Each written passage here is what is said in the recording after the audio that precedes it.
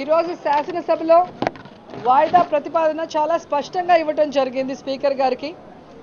దీంట్లో మీరు చూస్తే విజయవాడలో రుణాల ముసుగులో మహిళల్ని బలవంతంగా లైంగికంగా లోబర్చుకోవడం మరియు అత్యాచారాల రూపంలో జరుగుతున్న మానవ హక్కుల ఉల్లంఘనపై సభలో చర్చించడం గురించి, ఇది ఎంత సీరియస్ ఇష్యూ, మరి ఎంతమంది మహిళల జీవితాలతో ముడిపడిన ఇష్యూ అని తెలిసి కూడా ఈరోజు తెలుగుదేశం పార్టీ వాళ్ళు తప్పించుకుంటున్నారు అంటే కేవలం ఈ కాల్ మనీ సెక్స్ రాకెట్లో మొత్తంగా తెలుగుదేశం పార్టీ ఎమ్మెల్యేలు ఎమ్మెల్సీలు మరి అదేవిధంగా పార్టీ నాయకులు ఇన్వాల్వ్ అయి ఉన్నారు కాబట్టి దీన్ని తప్పుదార పట్టించడం కోసం ఈరోజు ప్రతిపక్షం వచ్చి సమస్యల మీద చిత్తశుద్ధి లేకుండా సమయాన్ని వృధా చేస్తుంది అంటున్నారు. ఇంతకన్నా ముఖ్య సమస్య ఏముందని నేను అడుగుతున్నాను.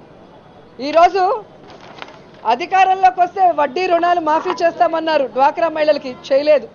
కొత్త రుణాలు ఇవ్వలేదు, పావలా వడ్డీకి అన్నారు, తర్వాత వడ్డీ లేని రుణాలు అన్నారు. ఏవి కూడా ఇవ్వకుండా ఈరోజు వాళ్ళు ప్రైవేటు వ్యక్తుల దగ్గర మరి ఏ విధంగా అయితే రుణాలు తీసుకొని అవి కట్టలేని పరిస్థితిలో వాళ్ళని బ్లాక్మెయిల్ పద్ధతిలో మరి వ్యభిచార కూపంలోకి దించడమే కాకుండా వారి యొక్క ఇంట్లో ఉన్న ఆడపిల్లల్ని 18 లోపల చిన్న పిల్లల్ని కూడా మరి ఈ విధంగా లాడ్జీలకు పంపించి వారి జీవితాలతో చెలగాటమాడుతున్న వాళ్ళకి బుద్ధి చెప్పాలా వద్దా అని టీడీపీ నాయకులు చెప్పాల్సిన అవసరం ఉంది. ఈరోజు వారు తప్పు చేయకపోతే ఎందుకు డిస్కషన్కి భయపడుతున్నారని నేను అడుగుతున్నాను. ఈరోజు డిస్కషన్ జరిగిన తర్వాత మేం చెప్తాం మా వ్యూస్, ఆ తర్వాత మీరు తప్పు చేయలేదనుకుంటే దానికి క్లారిఫికేషన్ ఇవ్వండి. అంతేగాని ఇష్యూని తప్పుదారి పట్టించడం కోసం వైఎస్ఆర్సీపీ వాళ్ళు కూడా దీంట్లో ఇన్వాల్వ్ అయి ఉన్నారని చెప్పడం దిగజారుడు రాజకీయాలకు నిదర్శనం అని కూడా ఈరోజు నేను తెలియజేసుకుంటున్నాను. ఎందుకంటే ఈరోజు మేము టీడీపీ నాయకుల మీద ఎక్కడా కూడా ఆరోపణలు మేము చేసినవి కావు. బాధితులు ఎవరైతే కమిషనర్ గౌతమ్ సవాంగ్ గారి దగ్గరికి వెళ్ళి తాము ఎలా అన్యాయం అయిపోయాం, తమ ఫ్యామిలీస్ ఎలా విడిపోతున్నాయి, తమ పిల్లలు ఎలా నరక కూపంలోకి వ్యభిచారంలోకి వెళ్ళిపోతున్నారు, ఇక తట్టుకోలేని పరిస్థితుల్లో కొంతమంది వచ్చి కంప్లైంట్ చేసిన తర్వాత జరిగిన రైడింగ్స్లో మరి ఏ విధంగా ముఖ్యమైన ఎమ్మెల్యేలు ఎమ్మెల్సీలు వాళ్ళ సన్నిహితులు మరి పేర్లు బయటకు వచ్చినాయి, సాక్ష్యాధారాలు బయటకు వచ్చినాయి, 200 పైగా అశ్లీల వీడియోస్ కూడా బయటకు వచ్చాయి. అంటే ఇక బయటికి రాని ఎంతమంది ఈ నరక కూపంలో ఉన్నారో ఒకసారి మీరు ఆలోచించుకోవాలి. ఈరోజు శాసనసభ్యుడిగా ఉండి కూడా కొంతమంది ఇక్కడికి వచ్చి అంబేద్కర్ గారిని అడ్డం పెట్టుకొని రాజకీయాలు చేయాలనుకోవడం చాలా బాధాకరంగా ఉంది. ఎందుకంటే ఆయన రాజ్యాంగం రచించారు, దాంట్లో పేద బడుగు బలహీన వర్గాలకి ఎస్టీ ఎస్సీలకి న్యాయం చేయాలి, వాళ్ళని అన్ని రకాలుగా అభివృద్ధిలోకి తీసుకురావాలని ఆకాంక్షించే వ్యక్తిలో మొదటి వ్యక్తి అంబేద్కర్ గారు. ఈరోజు ఈ కాల్మనీలో సెక్స్ రాకెట్లో ఇరుక్కుపోయిన వాళ్ళందరూ కూడా పేదవాళ్ళు, బడుగు బలహీన వర్గాల వారు, ఎస్సీ ఎస్టీలు. నిజంగా ఈ ఎస్సీ ఎస్టీ నాయకులకి ఎమ్మెల్యేలకి ఎమ్మెల్సీలకి చిత్తశుద్ధి ఉంటే ఈ ఇష్యూ మీద డిస్కషన్ చేసి వారికి సంబంధించిన వాళ్ళకి జరుగుతున్న అన్యాయాన్ని బయటపెట్టి వారికి న్యాయం చేసే విధంగా పోరాడతారు. కానీ ఈరోజు అంబేద్కర్ గారిని అడ్డం పెట్టుకొని రాజకీయాలు చేస్తుండేవారు కాదు. నిజంగా అంబేద్కర్ గారిని గౌరవిస్తే దీని మీద చర్చకు రమ్మని చెప్పి మేము సవాల్ విసురుతున్నాం. ఎందుకంటే ఈరోజు బాధితులు ఇచ్చిన కంప్లైంట్లో బోండమ్మ గారి పేరు కానీ, వల్లభనేని వంశీ గారి పేరు కానీ, బోడే ప్రసాద్ గారి పేరు కానీ, అలాగే A4 సత్యానంద్ పేరు కానీ, ఇలా అక్యూజులు 7 మంది ఉండటం మనం కళ్ళారా చూసాం. దీంట్లో సెక్స్ రాకెట్ హీరోతో సీఎం చట్టాపట్టాలు వేసుకొని ఏ విధంగా నించున్నాడో మీరు చూడండి. అలాగే ఇదే సత్యానంద్ ఇంటెలిజెన్స్ ఐజీ వెంకటేశ్వరరావుతో ఏ విధంగా సన్నిహితంగా ఉన్నారో చూడండి. దీన్ని బట్టి మీకు అర్థమవుతుంది ఈ అధికార పార్టీ, ముఖ్యంగా ముఖ్యమంత్రి గారు, మంత్రులు, ఎమ్మెల్యేలు అందరి డబ్బులు దీంట్లో ఇన్వాల్వ్ అయ్యింది కాబట్టే తేలుకుట్టిన దొంగల్లాగా ఒకరికొకరు సపోర్ట్ చేసుకుంటూ ముందుకెళ్తున్నారే తప్ప నిందితుల్ని శిక్షించాలన్న చిత్తశుద్ధి లేకపోవడం గమనిస్తున్నాం. ఎందుకంటే ఈరోజు ఏదైతే పేర్లు బయటకు వచ్చాయో మరి బోడే ప్రసాద్ గారు, మరి ఆయనైతే ఈరోజు శ్రీకాంత్ గారితో బ్యాంకాక్లో ఉన్నారు. ఇక్కడ రైడింగ్స్ జరిగేటప్పుడు ఖచ్చితంగా మరి ఇద్దరు కలిసి రావాల్సింది. ఇక్కడ రైడింగ్లో అతని పేరు బయటకు రాగానే వెనుగల్ల శ్రీకాంత్ని అక్కడి నుంచి వేరే దేశానికి పంపించి మరి బోడే ప్రసాద్ గారు మాత్రం ఇండియాకు వస్తే కనీసం అతన్ని విచారణ కూడా చేయలేదు, అరెస్ట్ చేయలేదంటే మీరు ఆలోచించాలి. అలాగే బుద్ధ వెంకన్న ఎమ్మెల్సీ గారు, ఆయన బ్రదర్ వెంకటేశ్వరరావు గారు ఇద్దరు ఒకే ఇంట్లో కంబైన్డ్ ఫ్యామిలీగా ఉన్నప్పుడు ఆయన తమ్ముడిని అరెస్ట్ చేశారు. అదే ఇంట్లో మరి ఏ విధంగా అయితే బాండ్ పేపర్లు కానీ చెక్కులు కానీ క్యాష్ కానీ దొరికిందో మనం చూసాం. అలాంటప్పుడు బుద్ధ వెంకన్న గారిని ఎందుకు అరెస్ట్ చేయలేదు, ఎందుకు విచారణ చేయలేదు? లోకేష్ గారి అనుచరుడు కాబట్టా, లోకేష్ గారు చంద్రబాబు నాయుడు కొడుకు కాబట్టి ఆయన్ని వదిలేశారని నేను అడుగుతున్నాను. అలాగే బోండా ఉమ గారు గతంలో తన కొడుకు కారుతో గుద్ది ఒక మనిషి ప్రాణం తీస్తే వాళ్ళని బెదిరించి ఆ కేసు నుంచి తప్పించుకోవడానికి చంద్రబాబు నాయుడు గారికి సలాం కొట్టాడు.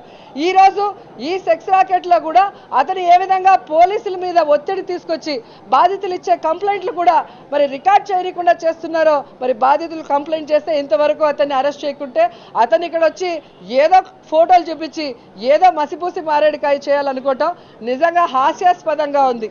అలాగే మీరు చూస్తే ఈరోజు చంద్రబాబు నాయుడు గారు విజయవాడలో అడుగు పెట్టినప్పటి నుంచి అక్కడ ప్రశాంతత లోపించింది. అక్కడ అసాంఘిక కార్యక్రమాలు చెలరేగిపోతున్నాయి. అక్కడ ఆడపిల్లల ర్యాగింగ్తో చనిపోతున్నారు. ఆడపిల్లల హాస్టల్స్లో ఏ విధంగా మానసిక ఒత్తిడికి ఆత్మహత్యలు చేసుకుంటున్నారో మీరు చూస్తున్నారు. ఏ విధంగా వనజాక్షి లాంటి అఫీషియల్స్ని ఎమ్మెల్యేలు కొడుతున్నారో మనం చూస్తున్నాం. ఏ విధంగా కల్తీ సారాతో ఎంతమంది మహిళలు వితంతువులుగా మారిపోయారో మనం కళ్ళారా చూస్తున్నాం. కాబట్టి చంద్రబాబు నాయుడు గారు అంతర్జాతీయ స్థాయిలో రాజధాని కడతానన్నారు. కానీ ఈరోజు తెలుగుదేశం పార్టీ చేసే నిర్వాకం వల్ల మన అమరావతికి ఈరోజు అవమానం చేకూర్చే విధంగా పరిస్థితులు ఏర్పడ్డాయి. దేశంలో కానీ విదేశాల్లో కానీ ఈరోజు మన రాష్ట్రం అంటే చిన్న చూపు చూసే విధంగా అందరూ కూడా ఇలాంటి సెక్స్ రాకెట్ భారతదేశంలో ఎక్కడా కూడా కనీ వినగా ఎరగని రీతిలో ఈ విధంగా అధికార పార్టీ చేస్తుంటే ఇది నిజమా అని చెప్పి ఆశ్చర్యంతో నోళ్లు వెళ్ళబట్టే విధంగా మన రాష్ట్రాన్ని ఏ విధంగా అధఃపాతాళానికి తొక్కేస్తున్నాడో కూడా మీరు అందరూ గమనించాలి. ఈరోజు చంద్రబాబు నాయుడు గారికి చిత్తశుద్ధి ఉంటే, నిజంగా ఆయనకి మహిళలంటే గౌరవం ఉంటే ఈరోజు ఈ కాల్మనీ సెక్స్ రాకెట్ మీద డిస్కషన్ చేయాలి. తప్పు చేసిన వాళ్ళని నిష్పక్షపాతంగా శిక్షించాలి. దీని వెనుకున్న పెద్ద మనుషులందరినీ కూడా బయటికి లాగాలి. భవిష్యత్తులో ఇలాంటిది పునరావృతం కాకుండా చంద్రబాబు నాయుడు గారు ఒక భరోసాని ఈ అసెంబ్లీ నుంచి ఇవ్వాలి. కానీ అది తప్పించుకోవడం కోసం ఏ విధంగా గౌతమ్ సవాంగ్ లాంటి వాళ్ళని హాలిడేలో పంపించేసి రాష్ట్ర వ్యాప్తంగా దాడులు చేయించేసి అన్ని చోట్ల ఇదే జరుగుతుంది అని రాష్ట్రం మొత్తం కూడా ఈ బురదను అంటించాలని చూస్తే మాత్రం మహిళలు వదిలిపెట్టారు. మహిళల ఉసురు ఇప్పుడే మీకు తగిలింది. ఎన్నో కుటుంబాలు సర్వనాశనం అయిపోయినాయి. ఎన్నో కుటుంబాలు విడిపోయాయి. ఎన్నో కుటుంబాలు మరి ఆత్మహత్యలు చేసుకున్నాయి. ఎన్నో కుటుంబాలు మరి ఊర్లో వదిలేసి వెళ్ళాయి. నిజంగా చంద్రబాబు నాయుడు గారికి ఆడపిల్ల లేదు కాబట్టి ఆ బాధ తెలియట్లేదు, ఆ కన్నీళ్ళ విలువ తెలియట్లేదు, ఆ కష్టం తెలియట్లేదు. లేకుంటే ఈరోజు ఈ విధంగా ప్రవర్తించేవాడు కాదు. ఎందుకంటే చంద్రబాబు నాయుడు గారు ఎప్పుడు కూడా మహిళల మీద అరాచకాలు చేసే వాళ్ళని, ఎవరైతే దాడులు చేసే వాళ్ళని, ఎవరైతే లైంగిక హింసిస్తున్నారో అలాంటి వాళ్ళకి మద్దతుగా ఉంటూ బాధితుల్ని అన్యాయం చేశాడు కాబట్టి ఈరోజు ప్రతి ఒక్కరూ ధైర్యంగా మహిళలతో చెలగాటమాడుతున్నారు. మనం బాహుబలిలో చూసాం, కాలకేయుడు ఏ విధంగా దేశాల మీద పడి చిన్న పిల్లల్ని మహిళల్ని మరి ఏ విధంగా రాచి రంపాన పెట్టి దాడులు చేసి మరి వాళ్ళని చంపేశాడో కిరాతకంగా. అలాగే చంద్రబాబు నాయుడు గారు అధికారంలోకి వచ్చాక ఈరోజు మహిళలు కాలేజీకి పోవాలంటే ర్యాగింగ్ పేరుతో రిషితేశ్వర్ లాగా చచ్చిపోవాల్సి వస్తుందేమని భయపడుతున్నారు. మరి నారాయణ కాలేజీలో ఆడపిల్లల్లాగా మరి సూసైడ్ చేసుకోవాల్సి వస్తుందేమని భయపడుతున్నారు. మరి ఈరోజు ఆఫీసులకు వెళ్ళాలి అంటే మరి వనజాక్షి లాగా ఏ ఎమ్మెల్యే వచ్చి టీడీపీ ఎమ్మెల్యే కొడతాడో అని భయపడుతున్నారు. ఈరోజు ఒక బాలింతలు హాస్పిటల్కి వెళ్ళాలి అంటే ఎలకలు ఎక్కడ బిడ్డల్ని కొరికి చంపేస్తాయని భయపడే పరిస్థితి. ఈరోజు కల్తీ సారాతో ఏ విధంగా తమ కుటుంబాలు సర్వనాశనం అయిపోతాయన్న భయంతో బితుకుమంటూ మహిళలు ఈరోజు బతకాల్సిన పరిస్థితి. ఈరోజు కూతురునో లేదా అక్క చెల్లెలో కనుక కూరగాయలు కొనాలని సూపర్ మార్కెట్కి వెళ్ళాలన్నా కూడా ఈ మద్యం షాపులు, బెల్ట్ షాపుల్లో తాగిన వెధవలు ఏ విధంగా వాళ్ళని అసభ్యంగా మాట్లాడతారో, ఏ విధంగా అసభ్యంగా ప్రవర్తిస్తారన్న భయంతో వణికిపోవాల్సిన పరిస్థితి.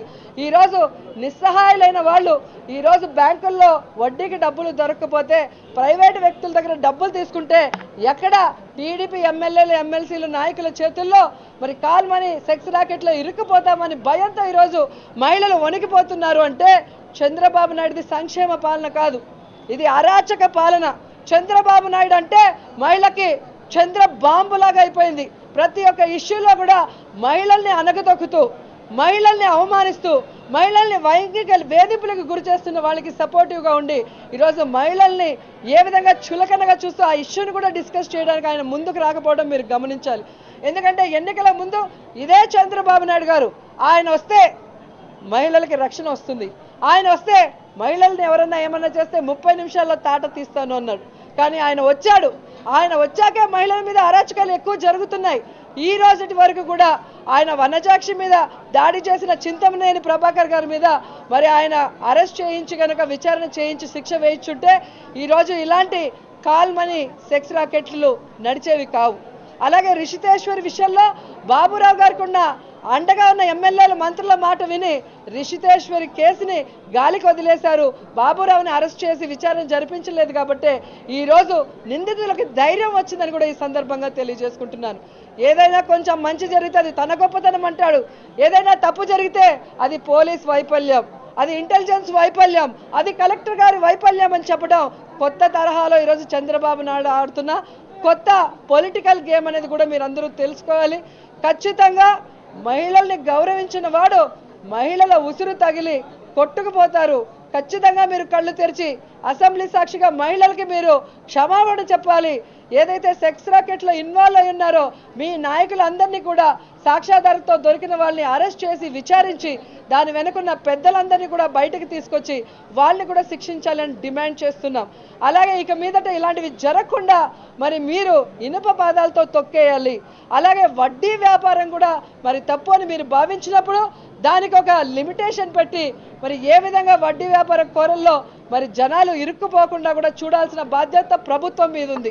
అది వదిలేసి వైఎస్ఆర్సీపీ వాళ్ళు దీంట్లో ఉన్నారు, 10 ఏళ్ల ముందు నుంచి జరుగుతుంది అంటే మరి 10 ఏళ్లుగా జరుగుతుంటే మీరెందుకు చూస్తున్నారు?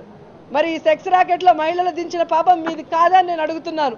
2 ఏళ్ల కాలం అయింది మీరు అధికారంలోకి వచ్చి, మరి ఇంతవరకు ఈ తప్పు జరుగుతుంటే ఇది తప్పు అని చెప్పి ఎందుకు వాళ్ళని అరెస్ట్ చేసి వాళ్ళని శిక్షించలేదు? ఈరోజు మీ ఇష్యూ బయటపడింది కాబట్టి బురద చల్లడానికి ప్రయత్నం చేస్తున్నారే తప్ప అందులో నిజం లేదనేది మీకు కూడా తెలుసు అనేది చంద్రబాబు నాయుడు గారు ప్రజలకు కూడా తెలుసు. ఇక మీ నీతిమాల రాజకీయాలు కట్టబెట్టి మహిళలకి న్యాయం చేయకపోతే మాత్రం మట్టి కలిసిపోతారని కూడా ఈ సందర్భంగా తెలియజేసుకుంటున్నాను.